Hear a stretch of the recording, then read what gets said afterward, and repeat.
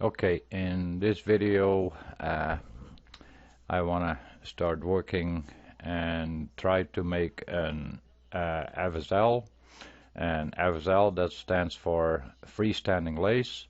So what I did here is I took a random snowflake off the internet, and now we want to go and convert this into a vector and try to create an fsl.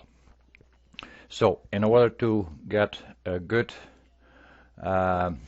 vector from this, as I'm zooming in, you can see some of the lines are not really solid, so I'm using a different procedure for creating a good snowflake, and a snowflake is all symmetrical.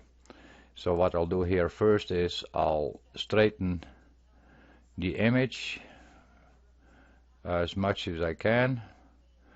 I'm gonna go and pull out a guideline for a moment so that I can see that the bottom point and the top point kind of line up. Not that that really matters, but I like to be as close as possible, and then just drag it over here. That is close enough for me. So now what we're gonna do is we're gonna create one small part, and then we'll do another step. So as we can see, these are all similar, the same pieces, identical. So now we have to see where is the what shall I say, the middle point between the one part and the other part, and that is over here and over there.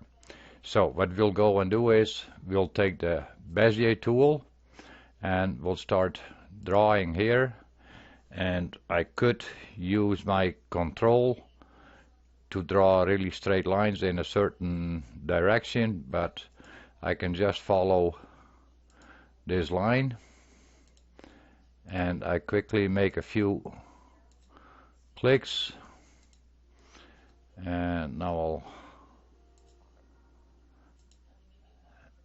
I'll stop here at the top and press my enter. Let me see, I'll give that an orange color, so then we can see easy what has been done or what has not been done. For the digitizing, I have lately gone over to a 50%, right around that 40, 50, 60% opacity. That way I can see the underlying objects all better and how much overlap I have. So now what I will go and do is, I have this line created. Now I will go and apply a path effect.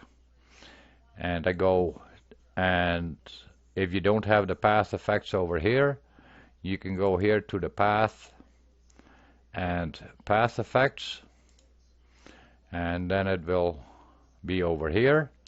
Then we click on the plus. Now we will go first select the mirror symmetry, and there you can see now I have right away my second part.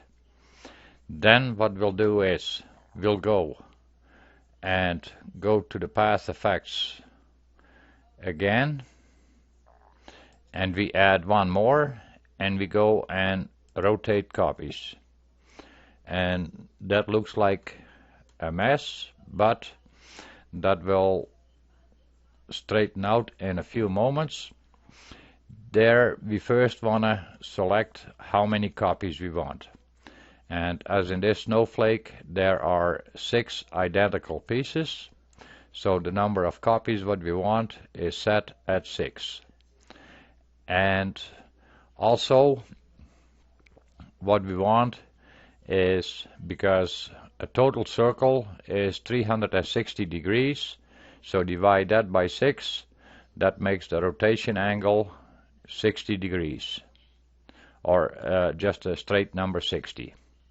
Then what we will go and do is we go to the node select, and now I have to make sure that I'm grabbing the right node there, and as you can see I can drag it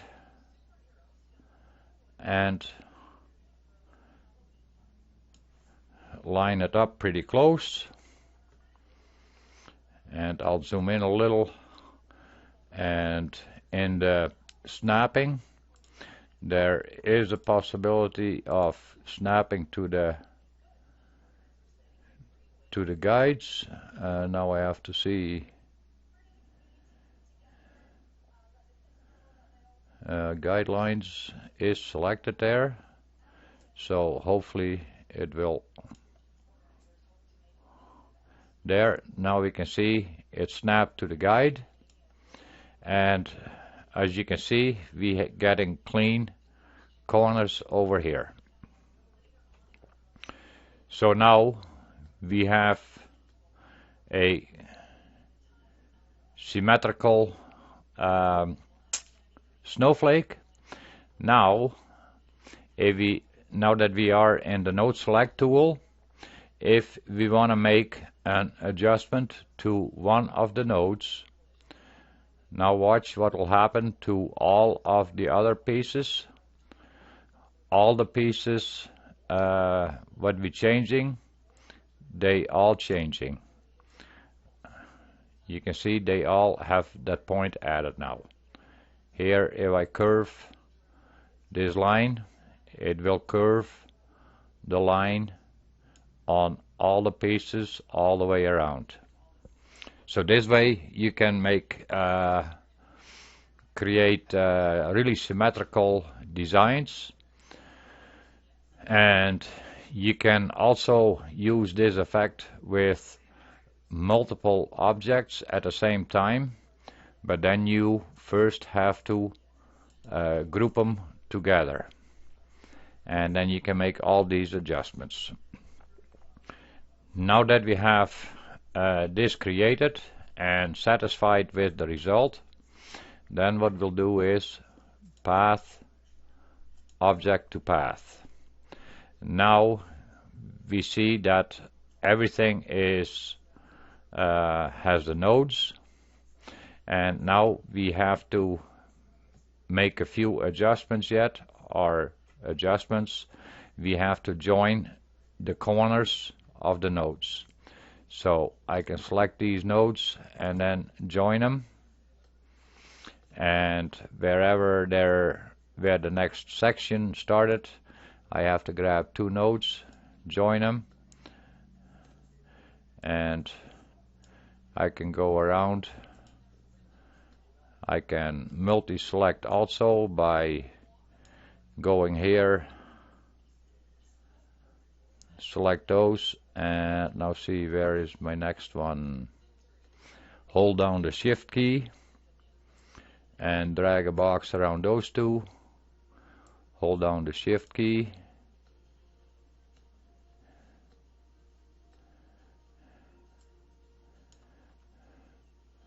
and this way I have to go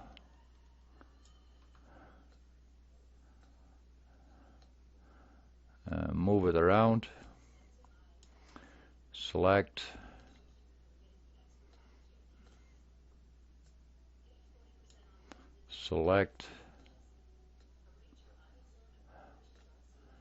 and hold down the shift key, select, shift key down, select, and then I should be all the way around and join selected nodes. And now I think I have got them all done, and just to confirm that, I can go and select it, path, break apart, see if, and as we can see the nodes are all the way around.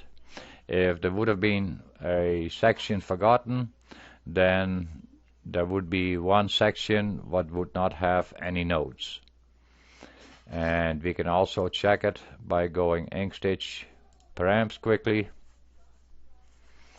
and see if we're getting a stitch out. And as you can see, we get a stitch out going all the way around. So that is how we can make a symmetrical snowflake. So I'll cancel out of that one. Now I will go and turn off the image, and this becomes our bottom layer. And for the freestanding lace, I want to have a contour on the bottom first. So we'll make, now I got to think this through also. Yeah, this one we want to have a running stitch. So I'll go and to the fill and stroke and change that. Oh, come on now. Select fill and stroke. Y.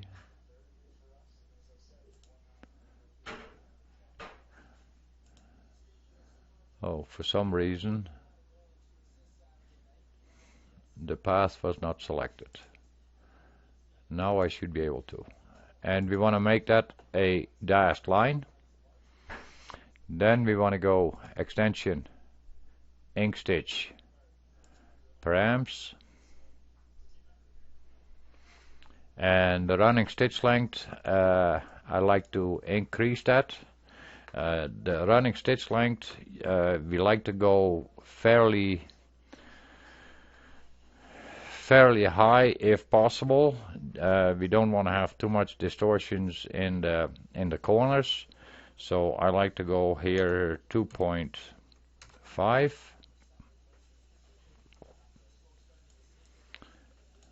And that looks quite satisfactory to me, so I will go and apply and quit. Then I will go and duplicate, and I will make it a fill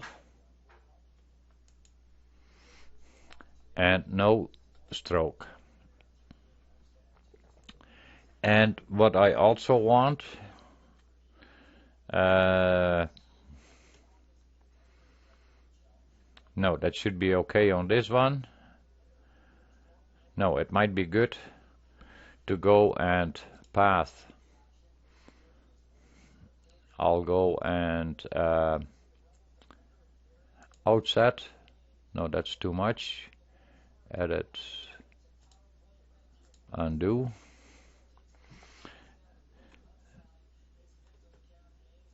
My outset in order to, because I like to have it slightly bigger so that this becomes a fill, but we want to have that the fill, the edge needle penetrations are grabbing the running stitch from what is underneath. So we like to have a slight outset. So what we can do is we can go, oh, we have to select, go a path effect, and we can go offset.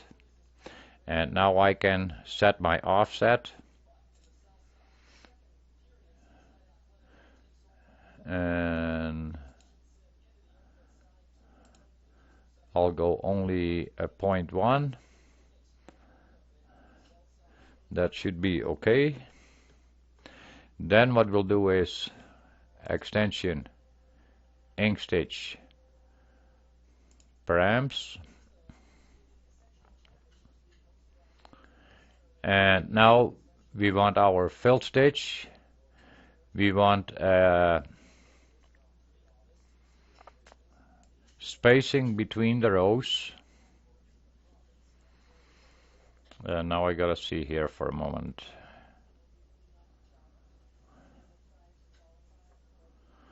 We want a stitch length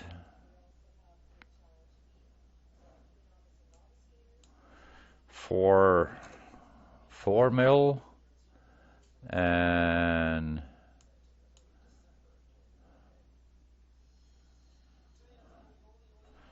make that a 4. The spacing between rows we want 1.25, somewhere around there, or even 1.5. We may have to no, let's go to the 1.5. We'll have to play a little bit with this in order to find out what exactly works and what doesn't work. I do not have any experience with it really yet with the fsl, so it becomes a little bit of a learning. The underpath, we want to take the check mark off the underpath and fill underlay. We can have an underlay on this one, and the fill angle would be 90 because the other one is at 0. Maximum stitch length, that be the 4, and the row spacing 1.5. So the row spacing, that can be the same as what we have on the top layer. And here too, turn off the underpath. And then we'll have a look at how that shows up. And the density, we may have to change the density, but for now, just to get going, this is a good trying point. So now we can go and apply and quit, and I see my problem already, what I forgot to do. I'll have to take them both for a moment.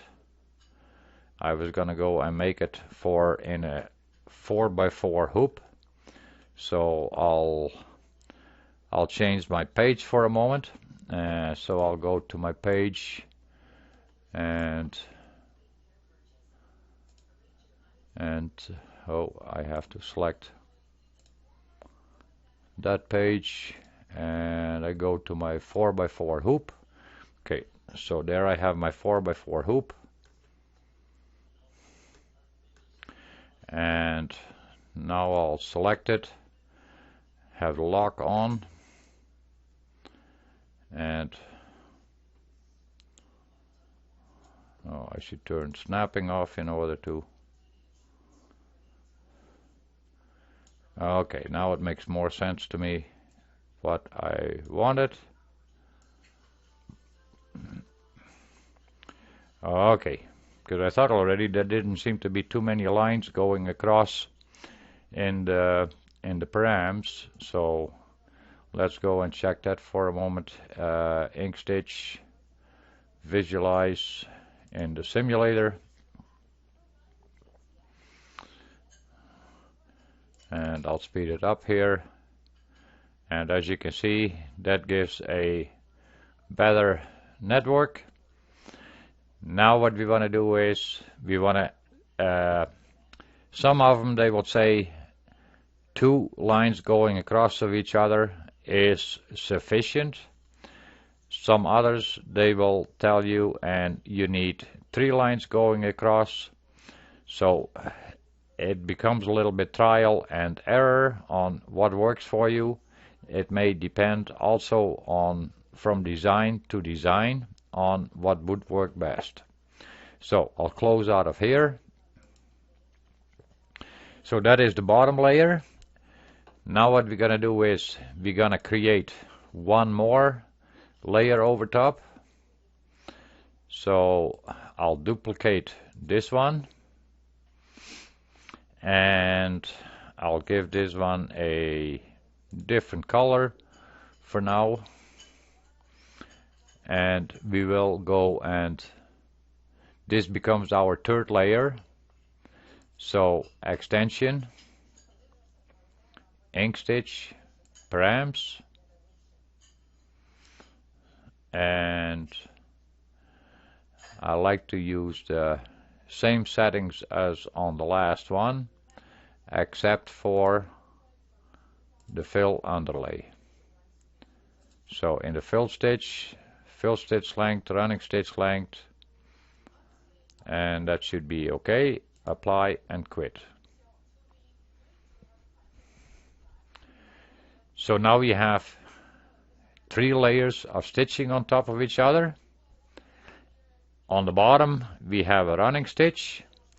Now I want to have my running stitch path again, and I want to duplicate that one. So that one is on top now, and I'll give that a green stroke. Now we want to change the stroke style. So we go to the fill and stroke, and we set it to a solid line, and we set it to a width of our satin. This is gonna be our satin. So let's go and go with 3 mil. No, that might be a little too much. Let's go 2.5, 2.5, and enter. Now, in order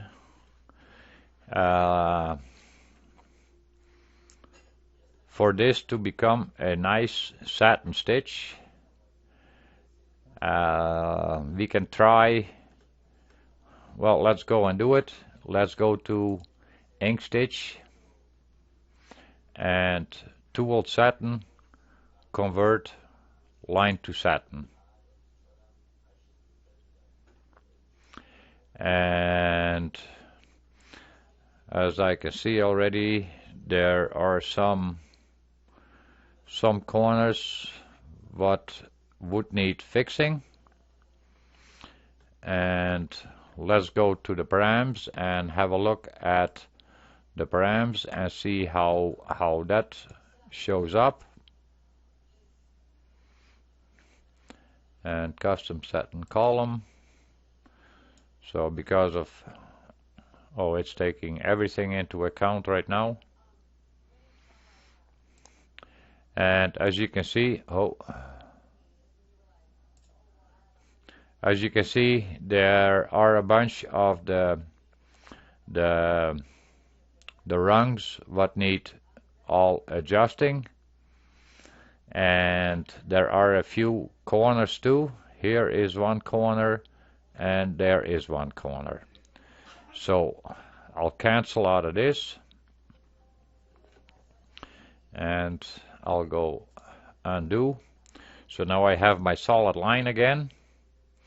Now what I will do is I have to make sure that I'm only selecting the top layer, because that is the satin layer. So my best bet is go and lock the other layers, so then no changes can be made to them. Then I will go path, stroke to path, and as you can see now here in the bottom left corner, there you can see that it has switched over to a fill. So I will go and turn off the fill, and I will give it a stroke. Now I have, and for now I can go and even turn off the visibility on the other ones for a moment. Then I can only focus on this one. So now I can bring down the stroke width, for that matter, for 2. Now I go to the node select, and as you can see, the path direction is one path is going one direction, the other path is going the other direction, and I want them both in the same direction. So what we'll do is we'll select one path segment and then go select path and go and reverse. Now we can see that the direction of each line is going the same way. So that is done. Now we can go and create our rungs, and we can create as many as we want. And since there are quite a few corners and curves, inside corners, outside corners, we want to make a fair few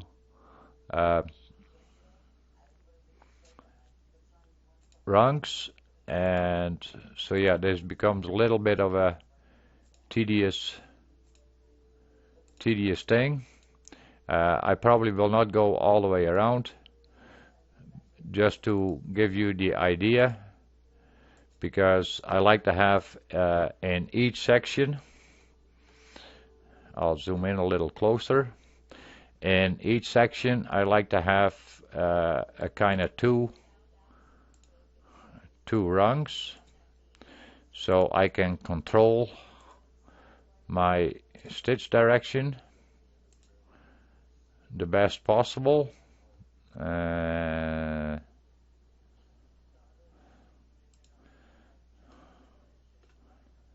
So this is a little bit of a time-consuming thing to get a nice result.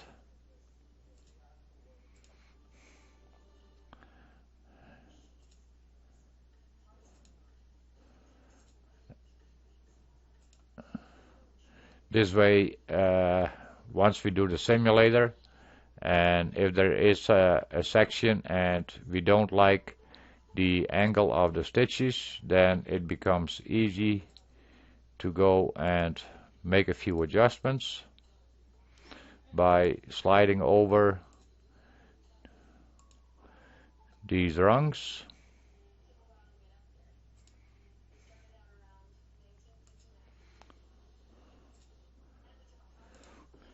So yeah, that way you would have to go all the way around. And so let's go and select these. Let me see now. I should be able to go select this one and shift select path, combine, and let's do a ink stitch params.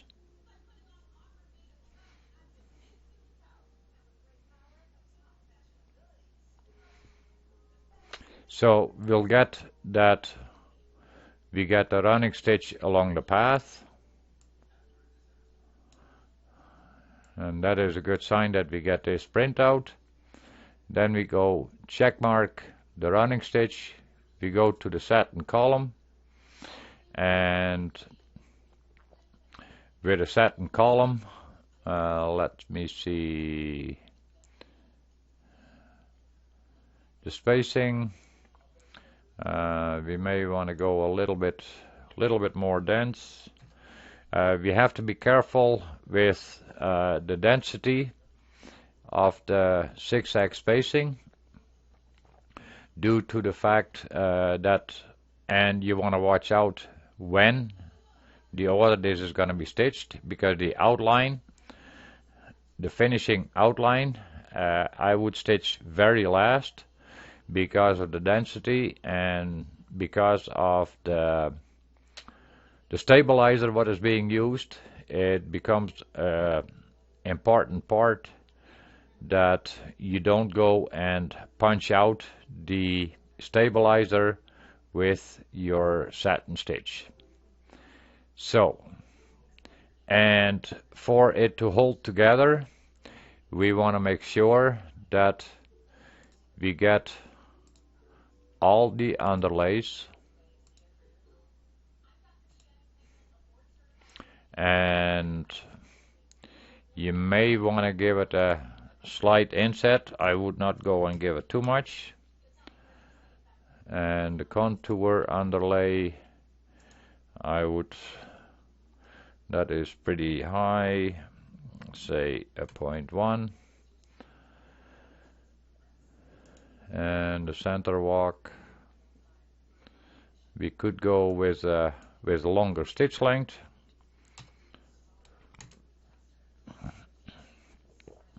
And we go apply, and let's see, just making sure that I have all the items checked I want to have checked.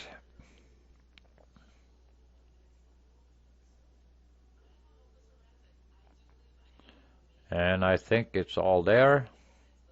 And here too you can see right away the difference in the section where we created the rungs, on how much better the stitches are. And there are, as you can see, there are a few of the short stitches, so we may even want to go, and as you can see, these short stitches, they do not go over the outer edge, so we may want to go and change the short stitch distance, and backspace to a 0.2. So yeah, now it needs to rethink everything for a moment.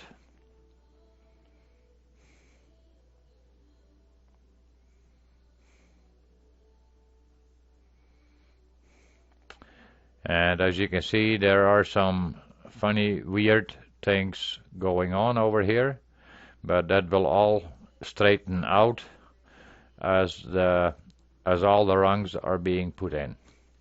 So now that say we have gone all the way around for creating all those rungs and satisfied with these settings, then we go apply and quit.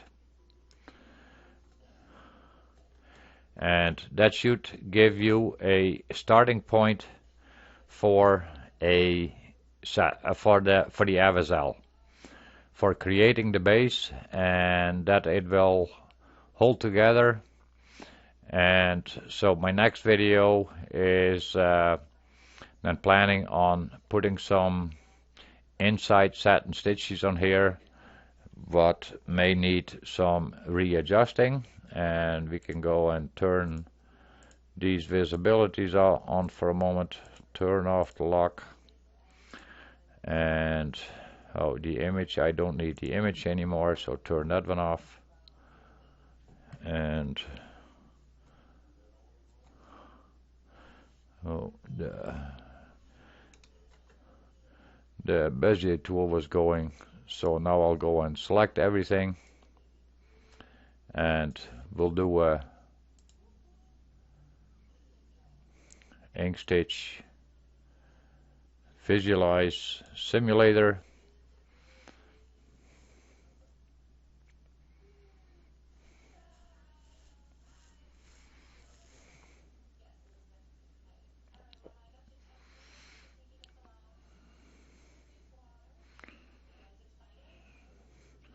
And there it starts.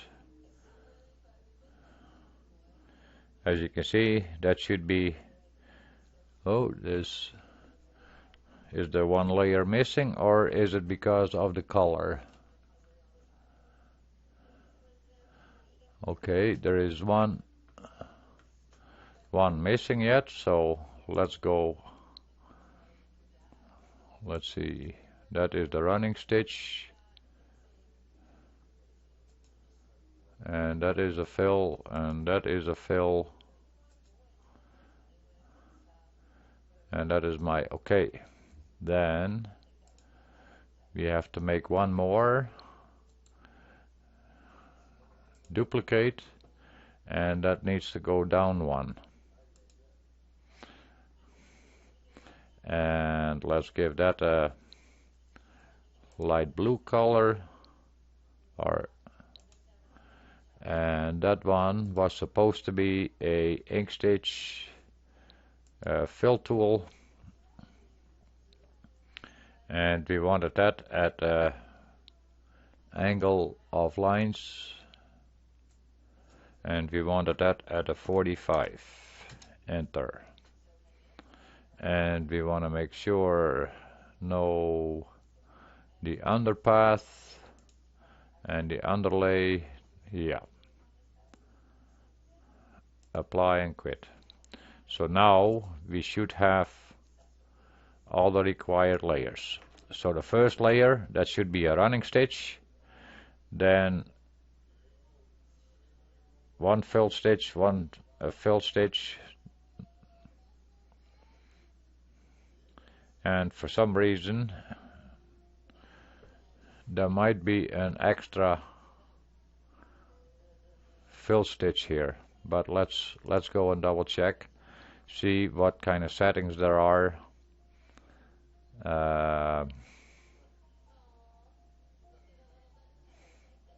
Oh, I think I know what happened. Probably if I turn this one off and I go back to this one and check my params, ink stitch params, and probably the stitch angle I did not change on this one. Yes, that's what it is, and that one had to be 45. Enter. Apply and quit. Okay, now we'll select everything. That one is turned off. Extension, ink stitch, visualize simulator.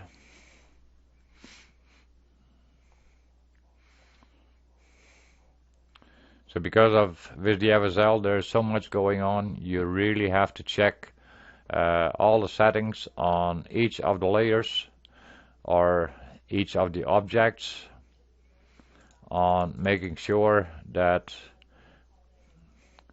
so there we have the 2 directions, and there we have the 45-degree angle, and now the satin stitch is being put in.